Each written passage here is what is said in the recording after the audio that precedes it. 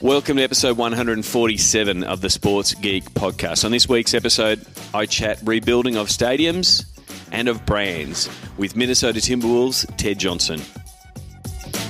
Welcome to the Sports Geek podcast, the podcast built for sports digital and sports business professionals. And now, here's your host, who once wore an inflatable sumo wrestling suit under his guise of halftime entertainment, Sean Callanan. Thanks, DJ Joel. Yes, the things that we do under the guise of fan entertainment. I did wear a sumo suit in the middle of Rod Laver Arena in front of 15,000 people way back in the day at a Melbourne Tigers game. It was a lot of fun. My name is Sean Callanan. I am your host of the Sports Geek podcast. You may be listening to it on our site, Sports Geek HQ, or hopefully by now, because I mention Pocket Cast so often, you are listening to it using the Pocket Cast app. And that's if you're on Android or iTunes. I started using Pocket Cast way back when I was still an iPhone user, and since jumping to the land of Android, I've continued to use it. It's a terrific product, and terrific product for if you're an avid podcast listener like myself. This episode, good to catch up again with longtime friend Ted Johnson. We met way back in 2010 when Ted came out to speak at a conference here in Sydney and New Zealand. And it was a really fun time to be involved in that conference and also meet the speakers. Some of them become very good friends and been guests on the show, like Dan Harbison, who was at Portland Trailblazers, now at Nike, and also Ted, Kirsten Corio, who was at the NBA, who I'm still chasing down for a podcast interview. And also met Christine Stoffel from Seat in that same trip. So, known Ted for a long time. As you know, stopped by Minneapolis on my recent trip. I was lucky enough to catch up with Ted to tour the new practice facility that he was speaking about way back in, I think it was episode 65, and see what that is. So we talked about that. And so I thought it would be good to come back to Ted and sort of recap that conversation, catch up with what they've done. They've recently launched a new brand and sort of what Ted's role is now as in his strategy role as Chief Strategy Officer in growing the brand and growing the business of the Timberwolves. So here's my chat with Ted Johnson from the Minnesota Timberwolves.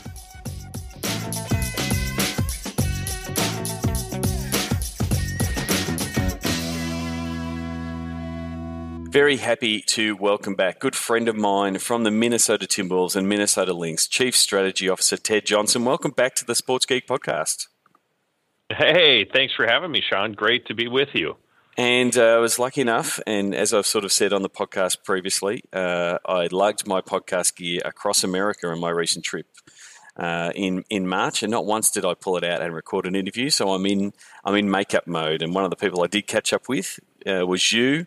In Minnesota, and toured the practice facility that we discussed way back in episode 65. Do you want to sort of give us a little bit, for the people who haven't heard episode 65, give us a bit of background on the practice facility and how it's gone since you've opened it up? Absolutely. And, Sean, this was probably, between this and Target Center's renovation, this is maybe just a twinkle in my eye when we first met way back when in 2010 or one of our other we were at conversations. The 2011 draft. We were there, and we were in the pub on the corner that's still there. That now the practice facility effectively envelops that whole site. For sentimental reasons, we decided not to level that pub because you and I had a great time there. So we decided to build the training center all around that and envelop. I love that word. That's true. We've enveloped the Kieran's pub that you and I spent so much time in. But no, the practice facility is something that we're immensely proud of. We took the block that was directly across from our arena, Target Center Arena. And it was sort of a failed development. It was a full city block, and it had tried to become a retail development, had failed, had sat vacant. And as we went down the path really of looking to renovate Target Center and redo our arena, we looked at this other property as a way to sort of expand our footprint, and maybe get us some additional square footage that we couldn't necessarily get in our arena renovation because that footprint was so set. And in that process, really developed what I think is one of the most unique training centers in the NBA, and it frankly has received rave reviews. We've had people like yourself, but I've had people from China, I've had people from New Zealand, I've had people from 6 premier soccer teams or football clubs, people from Europe and all over the world. Frankly, have traveled here to take a look at what we've done, and so our training center here, it's very large, 107,000 square feet. Not only houses the Timberwolves, it houses the Lynx. It also houses our 150 business professionals, also has a public component, and one of the most unique pieces also houses a 20,000 square foot Mayo Sports Medicine Clinic. The Mayo is a sort of a gold standard brand, and having them actually enveloped, I'm going to use that word again of yours, but having them fully integrated into the training center is something really unique, and bringing it all together in a downtown environment. We've certainly gotten a lot of looks from other NBA teams, and a couple of them have started to emulate some of the basic principles and strategies we deployed here. But it was great to get you over here and finally give you a chance to take a look at it. Well, that's the thing. I mean, for the people, I will share some of the photos that I took on my tour. I think the thing is also the connectiveness of the business side, the operations. They're not sort of burrowed away in parts of the arena that sometimes they are, or completely different buildings from the practice courts and things like that, which sometimes happens.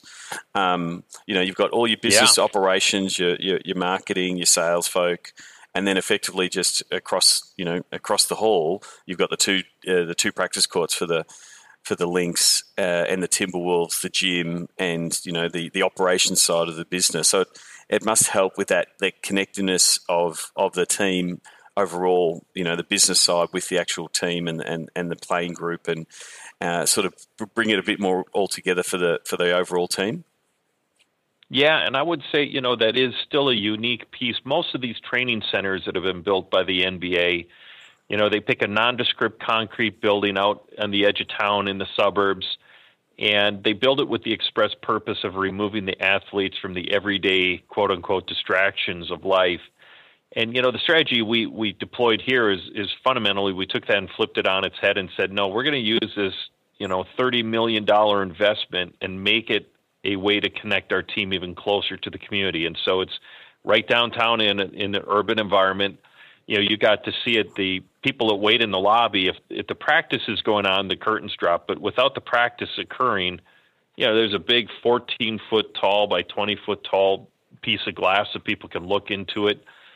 And as you mentioned, Sean, our business operations, the efficiencies and the time that we no longer waste traveling back and forth or waiting in hallways to catch players, it's literally people just walk through a door and we're right there in the courts.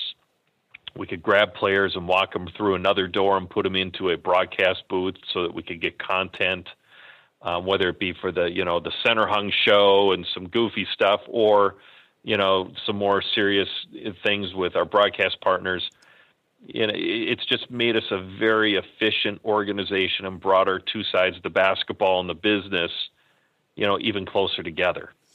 And the thing is, it wasn't like you leveled the whole block and started from scratch. It was a true renovation retrofit, because even parts of the old building, there was a cinema there. You've kept one of the cinemas as a room for as a film room, as a presentation room.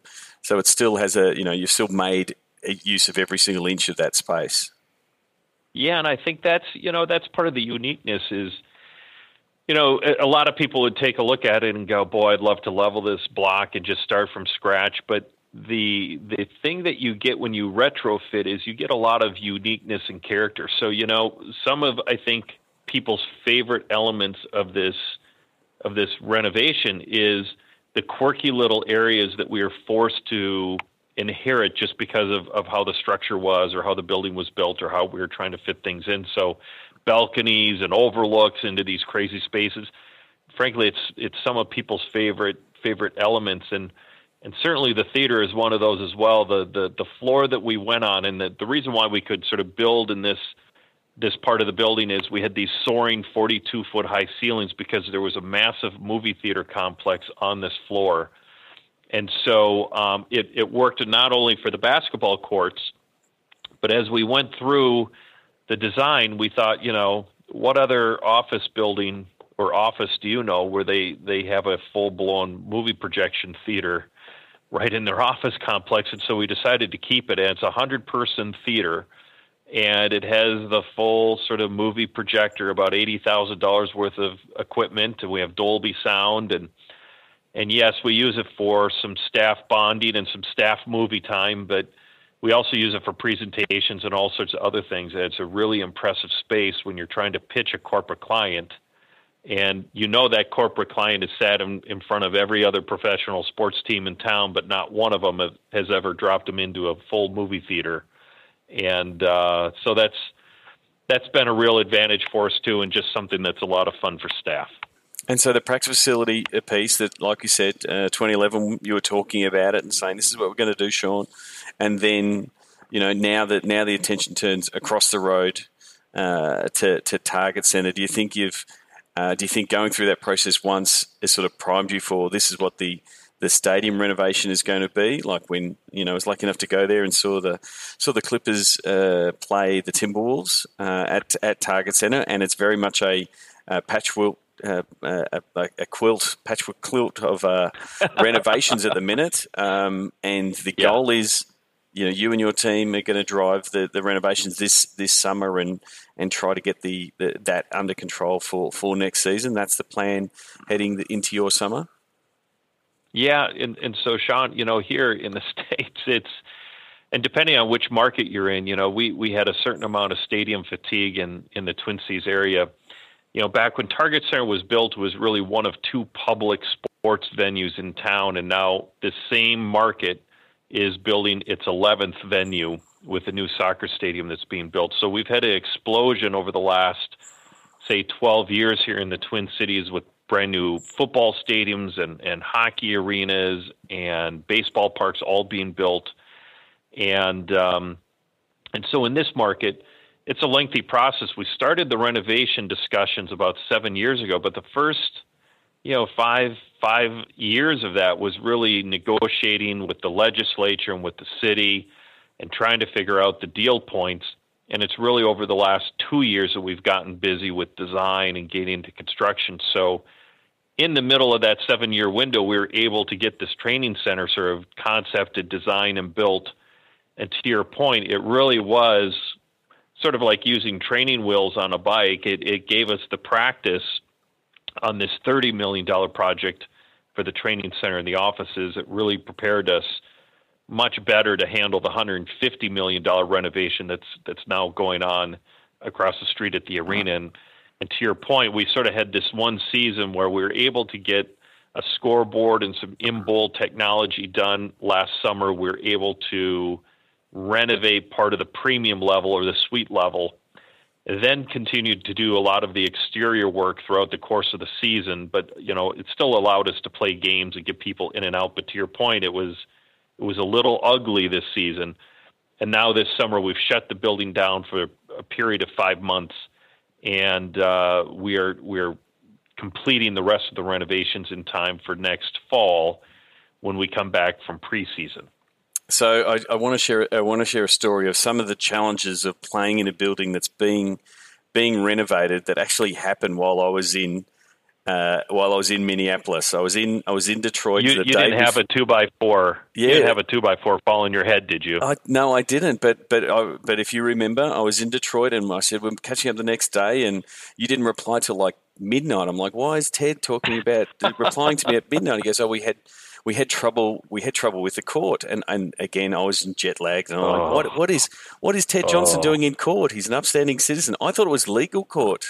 Like again, my jet lag. I was in this fog of jet lag, and then we finally got the full story of having a game to be postponed. Like again, in the NBA sense, do you want to take us through again a little bit of the mayhem around that day? Because the funny thing was, I was talking to John Avison at the Twins the next day, and they just go, "Oh yeah, that happens. We just call that a rain cancellation, and we just roll it all to the next day." But that doesn't happen. Right. That doesn't happen in the NBA. So, sort of want to tell us the nightmare and around that, I guess, scenario and what happened and the protocols and the mayhem that day was. Yeah, no, normally, that's a source of pride when you say, "Hey, Mom, I was just on ESPN Sports Center," right? But unfortunately, this was. Me wandering around the center court with the official was not exactly the way I wanted to spend that night. But you're right. So unfortunately, because of the renovation, a lot of work being done, a lot of our doors, including the big bus doors and truck loading dock doors, have been open on the building. And it just so happened we hit a very strange pattern of weather with extremely high dew points, a lot of moisture in the air. And the arena filled with this very humid air, high dew point. And, we typically, we are monitoring that air on a game day. Typically, we have the arena systems that can kind of kick in and dry out the air and force colder air in. But the amount of air that came into the arena because of all these open doors, as well as, by the way, we've torn off one corner of the building and we're building back a new glass atrium. So we actually have part of the building that's somewhat open to the elements too. And so all of that caused an unfortunate situation that was also compounded by the fact that we had ice down underneath our basketball court. And there's a lot of arenas in the NBA that share a building with an NHL team. And so they do this all the time. But in Minneapolis, the NHL team plays in St. Paul, the other city of the Twin Cities. And so we don't have ice down a lot, but we happen to have ice down for a Disney on Ice show with the padding and then the court laid on top. And so you take that, the cold surface of the floor that's somewhat insulated but not fully insulated, you bring in all this sort of very humid air with high dew points, and it created a disaster on the floor where we had moisture on the floor that we could not get rid of. And we mopped, we dried, we got all of the building enclosed. We tried to take out as much air as we can. But when you're talking about a volume, of an arena, it takes hours to replace that air content. And try as we might, we weren't able to sort of remove all the humid air and get it dried out enough in time to start the game at 7:00. And so, about an hour, 3 hours before the game started, we actually realized there was an issue with condensation, went into all sorts of work, got the official on the floor, was in constant communication with the league. And as we were doing all these remediations, we were trying to anticipate, if you delayed the game by a half hour, would it be enough? If you delayed the game by an hour, would it still be enough? But at the end of the day, the arena just arrived at the conclusion that we were a good 3 hours plus away from being able to dry the air enough that when we mopped the condensation, it would actually stay dry. So it was... You chalk that up to one of those I never thought I would blank. It very much was the perfect storm, but it was also the case of it's not a scenario that you have to deal with, like a stadium with a big hole in it because there's renovations and there's ice and a perfect weather element that sort of all came together. But it's very much the case in sometimes there isn't a manual for what's going to happen in the world of sports, and it's a lot of communicating with the league, with your arena, making sure that the team's involved and trying to come out with the best outcome. In this case, it was rescheduling the game because the safety. But it was like I was talking to you the next day, and you were like, like you said, never thought I would be in this situation of rescheduling a game for this kind of thing. But I thought it was the fact that it was handled by the next day. It was all sorted, and that the next day was getting because you had the Clippers coming in the next night. It's the machine rolls on, the game goes on, people have to make a decision, and yes, you do your best around appeasing the fans to get them to come back and all of that kind of stuff. But it was really one of these unique scenarios of, all these things. It's again, you say going wrong, but they're force of nature. It wasn't a human error. It wasn't an operational error. It was just like, these are things happen, and that's the way that the MLB guys just sort of shrugged it off and said, well, we can't affect it if it rains, and we'll just play the game on another day. It was the nonchalance that they responded to it after the high stress of the situation, in your part of the world. It's what the operation is. The operational guides is there, and when you don't have it, you've got to work around it. Well, and I think that's, for Major League Baseball, they run into this with enough frequency that they really kind of have a system. They have, and there's a general understanding by the fans and everyone involved that this is just part of, the potential of going to a Major League Baseball game.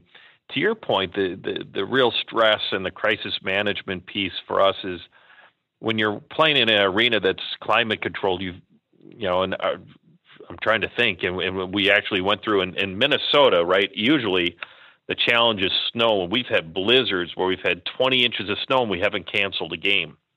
So in our entire 30-year history, we have never canceled a game at Target Center, and so it's not something that we're used to dealing with. But you're right. I mean, a crisis mode sort of kicks in, and there were some tense moments there in that window as, the coaches definitely had – you have to remember, too, that game was against Portland, and we were still contending for a playoff spot, as was Portland.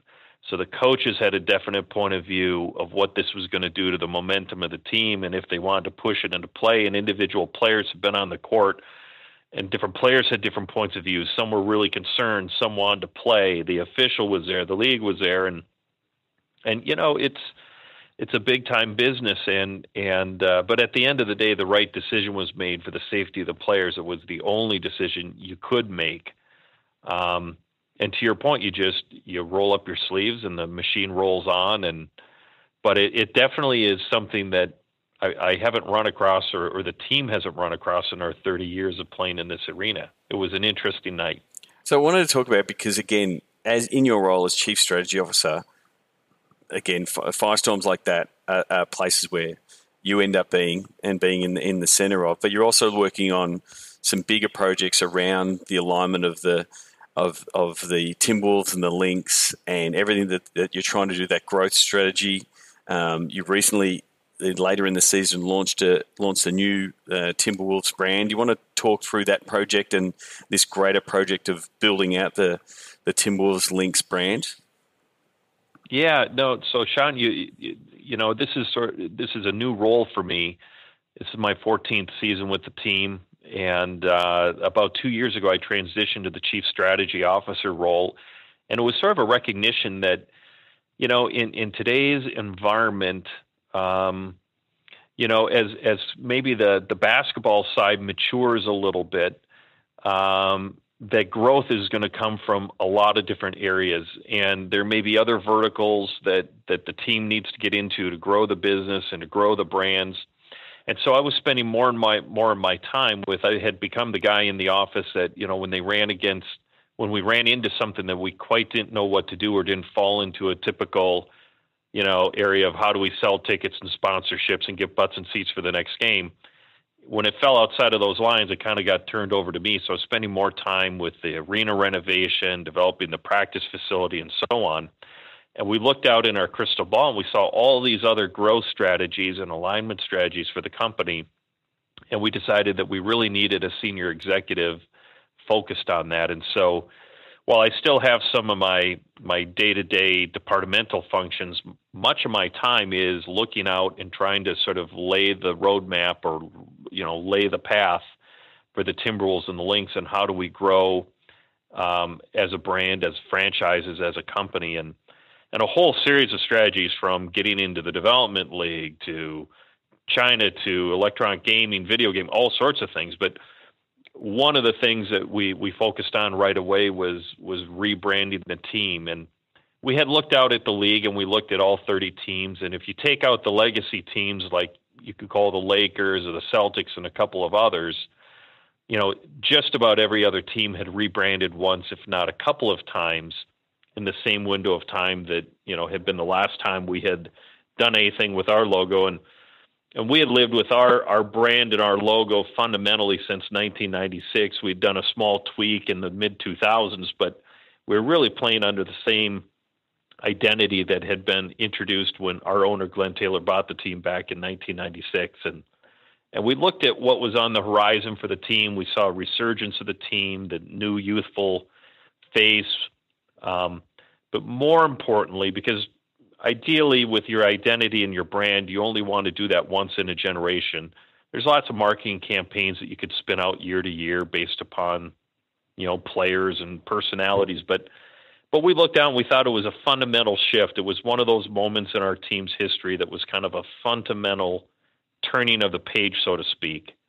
And with the renovation coming online in 2017, with the new training center opening, with a lot of the business initiatives that we had that were really more forward-looking, innovative, more aggressive, some of these other projects I talked about, we really said that we needed a new identity or a new physical manifestation of all this change that the franchise is undergoing. And we thought that was important not only for the team, but it was important for the fans too, because we've had a tough 12 years not making the playoffs. And we thought it was just right with everything lining up from on the court and off the court to sort of make that transition and turn that page and give people something very visible that says this is sort of a dawn of a new era of Timberwolves basketball. And that was really the genesis behind it. So it was really just to allow the fans to re-engage, to almost fall in love again, to reconnect with the team, and also potentially bring back Timberwolves and Lynx fans that have been there in the past to say, "Hey, we're here, we're ready. This is where we're going," and that looking forward sort of approach to everything you're trying to do. Yeah, and I, and it's one of those things you can't do it lightly, because if you're changing your identity, too often you lose the uniqueness or the specialness of it, right? So it's to do all that, but we had to look deep into ourselves and really go, okay, but this is not a surfacey, because there's a lot of different ways you can handle when you turn over players and turn over coaches. You come up with new marketing campaigns and things like that. But it's like I said, it's that once in a generation where you look at yourselves in the mirror and you go, no, this is really, really, really different. And it's important that we communicate to everybody, including the fans, including the players, including the business staff, that this is fundamentally different. And it's been real exciting. We've had a great response from the fans since. And I think it's doing a lot of those subtle things that maybe we had hoped it would do, but we weren't quite sure when we did it. It just has put a different sort of swagger in. You talk about staff people walk with a different swagger, maybe a different bounce in their step. When you rattle off all these sort of big ideas and big things that our franchise is involved in, suddenly people pay attention slightly different because it kind of feels like change is in the air and maybe big things are happening. And so it's added some weight and credibility to that larger message that we're out telling about how it really is sort of a turning point for the two franchises. And it really is, a lot of people say, it's just a new logo. What does it matter? That not understanding the larger impact of the brand. But on a sports team, it does flow on from that. It goes from the logo, the color set, the tone that you're setting in what you're trying to do, but then it'll flow down onto the court. That scheme, that theming, that branding will go to the court.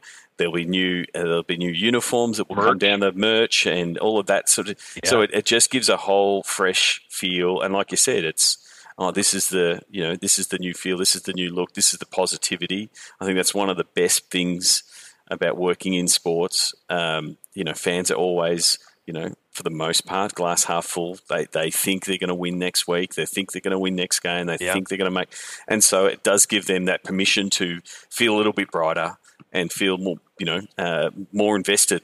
If they can be, they're mostly they're invested up to their eyeballs in the team. But you've gone and said we give you permission to be more invested, whether that is through buying merch or shouting it from the treetops how much they're a fan. So it does sort of give you that momentum, and then it leads into those other things, like you said, the D League team coming on board under the umbrella, and then the initiatives that you're trying to push into China.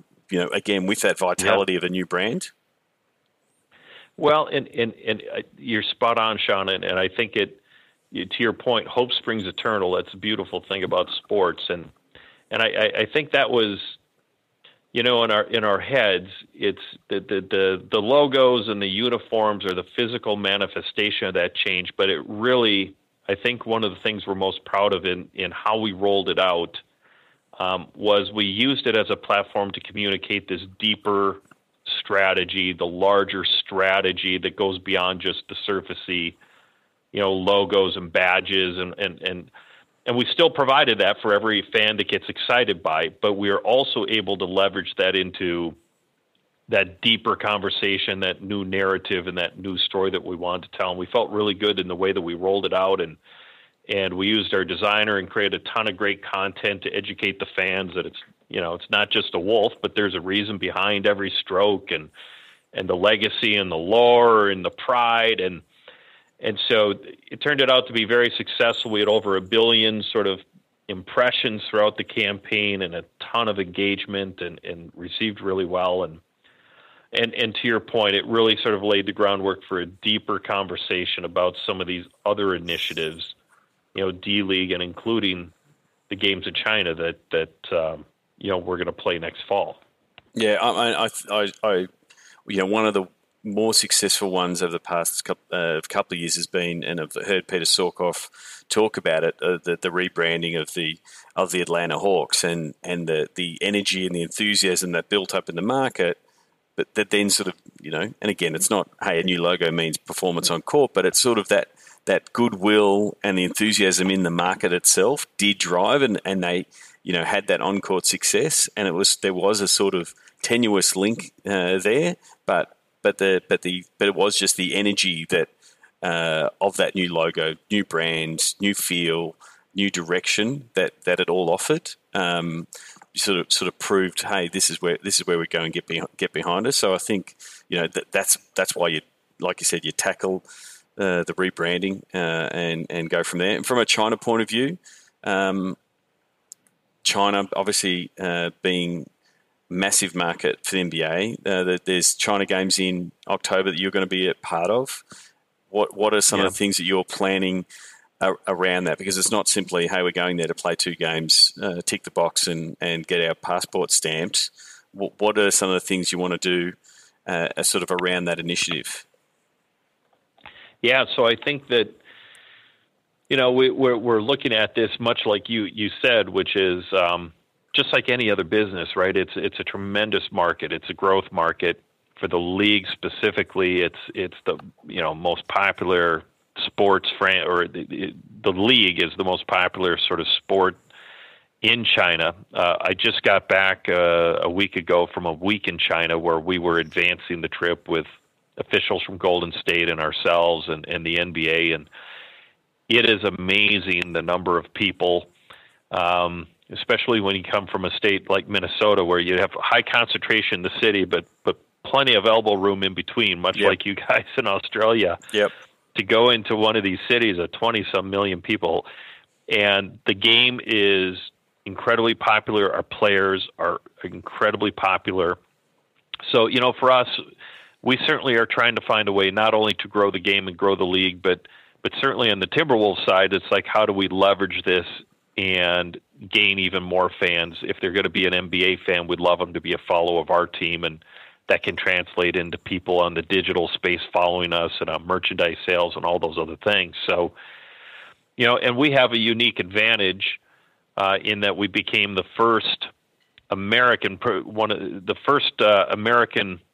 pro team from the major leagues to add a Chinese limited owner. And so last July we introduced John Zhang, who is a Shanghai businessman, became a limited partner of the Minnesota Timberwolves. And so we have kind of a local connection and a local cheerleader in market who loves the team and wants to promote the team. And then you have our 3 young players that over the last couple of years have just gained a tremendous following. Zach LaVine, after the 2 dunk contest, went over for Nike and did a tour in China and was just met by, large crowds. And Karl Anthony Towns and Andrew Wiggins have both been over there with their shoe companies. And so it's a fertile market. They're big fans of the league. A lot of them have heard of our young players and are kind of excited by the youth movement they represent. And then we have a Chinese owner over there. So we're taking a look at how do you leverage those things to build a larger following for us in China. Just based upon that alone, I think we're right in the middle of the pack of league teams. Despite the fact that we're not a playoff team and haven't won a ton of games, we're ranked. We fight well above our weight, and we're ranked right there in 14 or 15 our Weibo account. And that's kind of based upon these factors of our players and our owner and other things. So we want to find a way to use these games to grow our popularity. And so we're looking at all sorts of things. We'll have probably business leaders that will fly over with us that will try to use our trip and the exposure that it gives Minnesota to do some business there. Our Chinese owner wants to use the games and other things as a way to introduce other Chinese business owners to the team. And my sense from other teams that have gone over there, whether it be Sacramento or Houston or San Francisco before, is you don't conduct a lot of business on the trip, but it's all part of building that relationship and establishing relationships that you can go back to later and find ways to sort of leverage and turn into sort of good business for the franchise. So we have a whole grid of everyone from tourism operators to economic development people with the government to current sponsors of ours that do business to Chinese companies that are looking to do business back in the States or in Minnesota specifically. And we're building out a whole campaign of how do we engage these people on this trip to sow the seeds of things that may develop once we get back. And then I think that's the key thing. It's not a one hit wonder. It's sort of a what's the longer form strategy on the fan side. As someone that's outside the US, there is no geographical boundaries on who you follow from a team point of view. So right. It's being able to use your players and their success and their youth as a marketing tool. And if someone in China sees a game and they see a game live and they see your players live, they're going to automatically have a connection and want to follow. And I think that's what other teams have seen so far. Houston's obviously had massive inroads into China with Yao Ming being part of their team for so long. That's the thing. It's that longer game of the fan side to build out fans that are following you. But then, that the business side and introducing Chinese business to the Timberwolves and the Minnesota market and stuff, again, that has potentially, long-term benefits for you as a team overall, because there will be more business going between the two parties, and if you're looking for growth, why wouldn't you be looking at one of, if not the biggest country in the world? Well, the audiences are staggering, and even for the Timberwolves, and this is much the same for most NBA teams. To your point, the NBA is really a global league. It's seen in 215 countries and territories around the world. We have over 100 players from 37 countries currently playing in the league. Just the Timberwolves, I think we counted up at some point that over our history, we've had players from 22 different countries. And with the digital world, right, to your point, the boundaries have really disappeared. And in China this last season, we talk about local TV and local TV ratings, and it's, in the Twin Cities or in the state of Minnesota, if we got a 4 rating for an average weeknight game, and that may translate into 100,000 households. That's a really great rating here for us. Yep. And would drive a lot of the revenues for our sort of local TV contract. Well, we had, I'm trying to think, I think we had 25 games on Tencent in China and about 7 on CCTV, and the audience was nearly 350 million. Yeah. I mean, it's just, the numbers are staggering. Half of our web traffic already comes from outside of the U.S. About a third of our merchandise sales occur from fans outside of the U.S. So it's kind of, our China strategy is part and parcel of the larger strategy, which is, the NBA is a global game. The Timberwolves are a global brand and a global team. And we have to find ways. Of course, the league wants to help manage when we get outside of our marketing zones. They want to help manage it so that a couple of big teams like the Lakers don't swamp the boat and take everything away from everyone else. But I think each team, or the teams that are really progressive or innovative or on this cutting edge, are trying to find ways to help work with the league hand in hand to push the boundary and grow the game and grow the following of the individual teams along with the league, because there clearly is interest. And like I said, the numbers in China of the fans are just, it's breathtaking.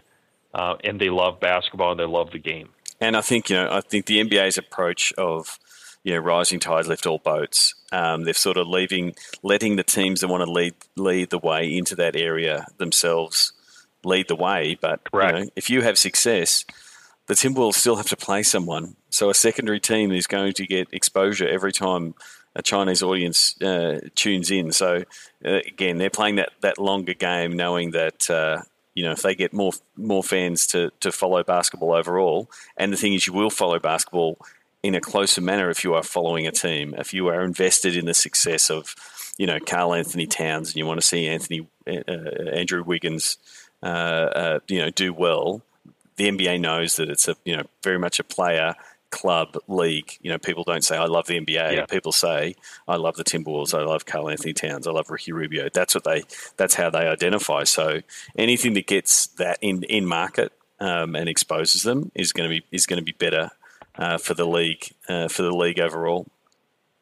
And strange things happen. We still, and again, we're talking about the Timberwolves, not necessarily the Los Angeles Lakers or the Boston Celtics with 11 banners in the rafters, but we have season ticket holders from Japan who became Timberwolves fans when the team played there in 1997, the Timberwolves with Kevin Garnett. We went and played in Tokyo. And to this day, we have season ticket holders that bought tickets then are still season ticket holders today. And they come over once or twice a year when they can sort of see 2 or 3 games at a crack. And we have fans from the Netherlands. We have season ticket holders from Hawaii, which I know is still within the country, but it's quite a flight from the Twin Cities. So, to your point, fans get connected to players and to teams, and it becomes part of their identity. And in not a lot of cases, but in enough cases, that even translates to the point that they are so connected that they want to buy season tickets from halfway across the world, because that membership is kind of critical to who and what they are. And that's where I think the new opportunity, that's the longer game that the NBA is playing, that yes, there'll be, potentially more league pass subscribers and things like that, but who knows down in 5 years' time, people might say, I want to pay $5 a month, $10 a month for the Timberwolves channel, and it's all Timberwolves. Yeah. And you can't, and I spoke to Jen Van Dyke about sort of a little bit about that with the Clippers and what, some of the visions that Steve Ballmer has. It's like you don't know where that market is moving, and a lot of that market will be, yes, you could get a lot of fans in the Minneapolis area, but if you have a lot of global fans, then that product becomes far more viable. So it's a bit of, we're still in that audience building mode, but you want to have them heavily engaged, get them to be deeply invested in you as a team. And again, it comes that identity thing. I've said it before. In Melbourne, it's very much a membership marketing culture, and when you feel like you're a member, it's part of your identity. and it doesn't. It's not a financial decision to say I'm renewing my, season tickets. You don't even think of them as your season tickets. Like I'm paying my money to my team because that's part of my identity. And if I don't do that, then I lose a part of me. And I think that's the massive opportunity globally for the NBA, because it is strange, from a national point of view. There's only so much things you can do marketing because it's all region based. You can only do so many partnerships and marketing initiatives, within a certain region of Minneapolis, but globally, it's the whole world's up for grabs. So it makes it super exciting for an NBA team that wants to have that global strategy. Well, and I think Sean, you touched on, I always find fascinating the couple times I've been to Australia, the fact that you can have so many AFL teams right in one market. Yep. And that identity with your team, and it reminds me, or is reminiscent of, you think of, soccer or football. Yeah. One of the football codes back in England, right? But yep. Same thing in London. You can have multiple teams, and if we could get to that kind of idea of passion around the club and a club membership that knows no boundaries of people from all around the world, I mean, that's a really that's always struck me when I was in Melbourne. It struck me as just really powerful, and if you could harness that, you'd really have something. Yeah, definitely. Now, when you were last on the podcast, episode 65, I don't think I was doing the closing five, so I think I'm going to do it now. Do you remember? Do you remember the first sports event you ever attended? Yes, I do. It was a Minnesota North Stars. I grew up in a household where we had season tickets to an NHL team called the Minnesota North Stars, and those guys were so accessible. Boy, it's almost like we're trying to go back and reinvent things. But those guys would come out after the facility, sign autographs. They actually, and now this is back in the 70s, but they would have a 6-pack of beer, and it just... That's probably why they were happier. The players were just so connected to the fans. There wasn't this great gap or delta. They were regular people. You could see them in the bar after the games. And I wasn't in the bar at 9 years old, but they were just they connected with fans on a totally different level, and boy, it'd be great to get back to that. I remember that absolutely. And you have been to a fair few sports events and sports stadiums. Do you have a favorite food memory or a go-to food when you're at a sports event? I'm a strange one. Rather than going to a comfort food go-to, I'm an explorer. I like to go and try different things wherever I go, and the crazier, the better. I'm the guy that will be in line.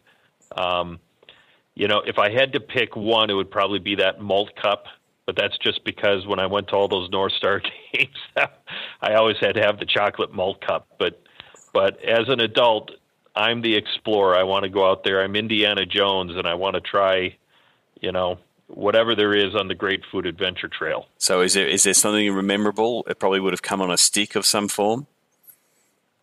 Well, I'm partial to proteins on a stick. So I mean, there's a killer pork chop on a stick that I particularly like. But boy, if I had a little bit of time, I could probably go through a lot of different venues with a lot of different favorites. But any kind of crazy burger is good. Pork chip on a stick is always a good one. That has had a recent nomination as well. I think it's available at the Twins ballpark, the pork chop on a stick. I might have to come back for a ball game because it sounds delightful. Well, I even had this, and I'm trying to remember the venue I had it, but I had this waffle cone with fried chicken and chicken gravy on it. That was killer. So basically, these sounds like menus that Homer Simpson has built, but they all sound delicious. Well, you won't find me in the organic line. I mean, put some meat on a stick or in a bowl and pour a lot of fatty gravy on it, and I'm a happy camper. Terrific. What's the first app that you open in the morning? The first app, I hate to say it, but I feel like age has caught up with me. It's Facebook. It used to be Twitter. Yep. And I've had Facebook for a long time. I wasn't that active. I'm still more of a lurker than a contributor. But as I've gotten older in life, I kind of like to start the day with finding out kind of what friends and family are up to. When it turns to business, I flip over to Twitter and open up Twitter next. Terrific. Is there someone that you think the Sports Geek podcast listeners should follow or read, or someone in the sports business world that you think deserves a bit of a shout out that people should know what they're doing? Oh boy, caught me flat-footed. It's like who do I? Is there someone that is there a bit of a, who do I upset by not saying anything? Oh, exactly. Yeah. You'll be getting these dirty texts from people saying, "Ted, you forgot about me." No, it's really, I guess, and apologies because I do normally give my guests these 5 questions, and I haven't given Ted, so I'm giving him some thinking time here. But it literally is. Yeah, is there certain people that either you go to your LinkedIn profile and they're always sharing good stuff, or is there someone that you read a lot? And again, it doesn't have to be from the world of sport. Is there a person that an author or something like that? Yeah, we've talked about this before. I started my career in politics. I'm very much a guy focused on public policy. I draw a lot of the tools in my toolbox come from my first 8 years working on political campaigns and so on and so forth. Inspirational, sort of interesting sort of people that I felt. David Gergen, who's a political commentator here in the States. Van Jones, who's a CNN contributor. Those are some of the folks, but if you look at within sports, Ted Lurkey is someone that I look to. He's another, I guess I don't want to call him an oddball, but there are only a handful of us in this sort of role of being a chief development officer or a top executive looking at doing development and strategy, and he's another one that. Person, I guess, that I keep in touch with, I look to. He's with the Milwaukee Bucks. They also are going through some tremendous changes. He's driving a lot of new things there, not only with the facilities, but also looking at the world like we do as far as how do you grow the game. He's another one, along with Peter, that I look to on their rollout for their brand relaunch. So, I would give a shout out to Ted Lurkey there in Milwaukee as a great person to track and follow. They're doing some interesting things, and I think they're just very smart in how they go about it. But if you're looking out in the world of politics, tune into David Gergen and Van Jones as well. Terrific. So the last one, it's Kevin Durant style, you're the real MVP. Is there a social media platform that is your MVP? Yeah, and it's more of a personal for me. It's become Facebook, and I go back to I found new value in Facebook that maybe I didn't see 10 years ago, and that may just be part of the aging process and different things that you look for at different stages in life. It's a challenge to keep up with the constant stream of new platforms and trying to anticipate sort of what's going to stick or not. And that's frankly, I lean on you, Sean. I mean, I lean on Sports Geek to tell me what's real and what's a fad and what's going to be legitimate. Yeah, I mean, for mine, a lot of people answer Facebook because you can answer it 2 ways. You can either say from a personal point of view. A lot of people personally say Instagram or Facebook, but professionally, if you put your team hat on, Facebook is way out in front from both of fan engagement point of view, and then the ability for it to help you sell tickets and merch and monetize some of your fan side of thing. I think there is, and I was talking recently with Shane Harmon around where Twitter is at now, where it was in those early days when we met around 2010 and 2011, when Twitter was, you would check in with your Twitter stream and you would know everybody and you would have a conversation. It would be, it was a bit like that barroom banter that you would just dive in and dive out of. And I think the rise of the algorithms, which Facebook has done, it makes sure that you see the stuff that you say you like. So if you're going to Facebook and you want to catch up with your friends and family and see what they're doing, you can do it. Or you can be like me and maybe a lot of the listeners. If you do follow all the other teams, you will see their best stuff, and you will and if you want to put in some of your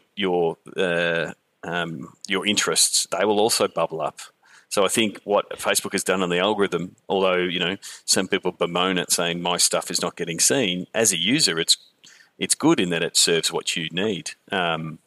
Whereas Twitter, that noise does make it tougher. Well, it feels more and more like Twitter's just become a news stream.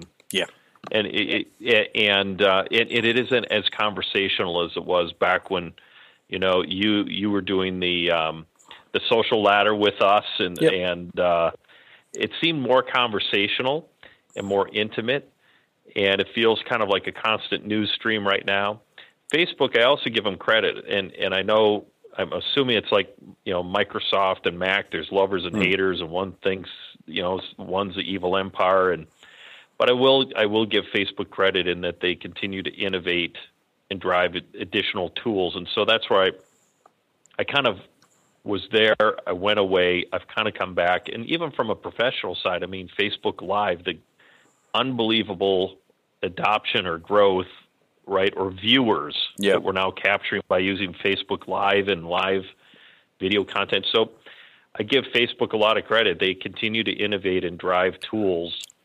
And that's where I think they both continue to sort of create value, I guess. Yeah, and that's where I think that Facebook definitely is, and Twitter is sort of trying to do the same. They're both pivoting into media, fully fledged media companies. Like they have all our fans, so we put, you put out a live video, it's going to go out to your fans. And, I know that the monetization strategy that they're rolling out across leagues. So if you're running a 30-minute live show, that there can be ads inserted into the show, and you can actually make some revenue and you share it with Facebook. Like they're actually moving towards that space where they will be just another media platform, but it's effectively, I guess co-owned. I would never say you own your own Facebook audience, because Facebook does, and you're just renting it.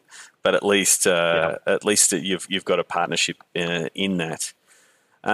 So that's the closing thoughts. Well, I was going to say, and Sean too, it more so than even a designed website. It puts that media company right into sort of into the hand. Yeah. That was the other thing that struck me about China, right, is everyone is engaging on a mobile device. And you certainly get that more out of working through the apps like Facebook and Twitter than anything that we used to do with live streaming online on a desktop. Yeah. So it is definitely moving everyone into a mobile first world. Yeah.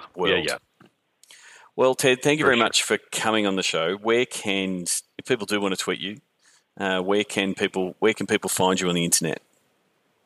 Sure thing. They can find me at Wolves CMO.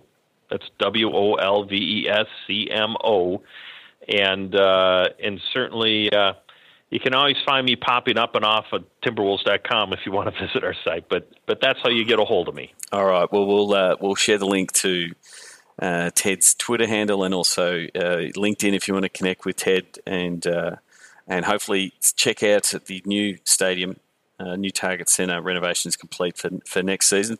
Ted, thank you very much for coming on the podcast. I don't know, where's our next meeting? Is it you coming to Melbourne, or is it me coming back to Minnesota? I think it's back to you now. Is that how it's working? Well, hey, I wouldn't mind that. I have to find a way, but I like that strategy. So right. I'll begin working on it. But Sean, it was a blast as always, and I'll start working on my trip to Melbourne. Terrific. Sign up for Sports Geek News at sportsgeekhq.com/sign up now. Thanks again to Ted Johnson, or at Wolves CMO. If you send him a message on Twitter, he's still, as he said there, he still checks his Twitter. So at Wolves CMO as the handle that I've known him from for the last 7 years. Just before I close off, there's been a great response to the beta release of Sports Geek campaigns. It's getting very close to launch. We're constantly pulling a few levers to see exactly what teams want and how it's best positioned. You can go to sportsgeekcampaigns.com to register interest to be one of our launch teams when we kick off. And again, as I've said it in the last couple of podcasts, it's really to solve that problem of just bad sponsorship digital promotions. Too often, and hopefully if you're listening and you work in a digital team and you've had that email or that text asking to push out a promotion and you know it's not going to work, and that dread you have knowing you're going to post it on your socials and the fans are going to give poor feedback. Or on the other side of the fence, if you're in that partnerships team and you're pushing out something you know is not going to quite work and it doesn't quite work, and your digital team might be telling you, we're trying to solve that problem. Solve that problem by becoming more creative and better ideas for the campaigns that are more engaging for fans. As I think I said last time, woo-foo forms and 25 words or less type of campaigns don't cut it in 2017. There's definitely fans tune those out. So you need something engaging. That's why we're partnering with Tradable Bits on this initiative. So it's both the helping your commercial team to pitch, giving them something to go out and sell, helping them come up with the ideas that are creative, that fit, are in line with what your digital team are doing, and then taking that whole hassle off your hands. We'll build it, we'll report on it, we'll amplify it, we'll make sure the right people see it via some advertising, and we'll provide you a report that says this is what happened, this is what it was valued at. So it allows you to allows your partnership team to go down and sell, and gives you some really cool initiatives from a digital point of view that are far more appealing for digital teams to promote, because you're actually getting some good information and it integrates quite well into the content side of the business. So you can go to sportsgeekcampaigns.com to register interest, or send me an email, Sean@SportsGeekHQ. More than happy to be talking about it to the Sports Geek podcast listener base. As I said, we're taking a limited number of teams initial launch before we iron out the kinks, so to speak. If you'd like to be involved, please reach out. We're looking forward to produce some really killer campaigns and some great results, both for the digital team and for your sponsors. So that's sportsgeekcampaigns.com. Until next episode, you've been listening to the Sports Geek Podcast. My name is Sean Callanan. Thank you very much for listening. Like the Sports Geek Podcast? Find us on Facebook.com/SportsGeek. Check out which teams work with Sports Geek at SportsGeekHQ.com/clients. Please leave a review on iTunes. Go to SportsGeekHQ.com/iTunes. Thanks for listening to the Sports Geek Podcast.